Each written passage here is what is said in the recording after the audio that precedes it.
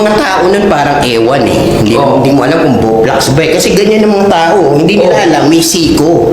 Hindi alam. Diretso lang. Diretso lang, ganyan sila.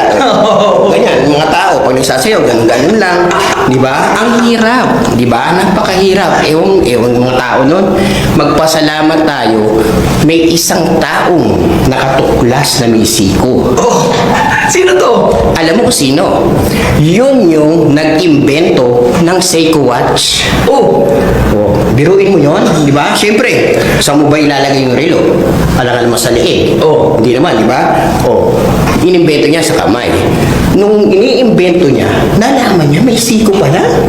paano? Nalaman niya, natutupi pala. Natutupi pala. So makikita mo na yung orasan. Di ba? Makikita mo na yung oras. Nagpalakpakan. Sir Kim, talagang lahat talagang pinagbunyi. Lahat binigyan siya ng, sinuportahan siya ng gobyerno. Sinuportahan ng gobyerno. Yung Invento. talagang nakatuklas na may siko pala yung tao. Siyempre, ang hirap, di ba? Ganyan-ganyan lang tayo. Ang hirap niyan.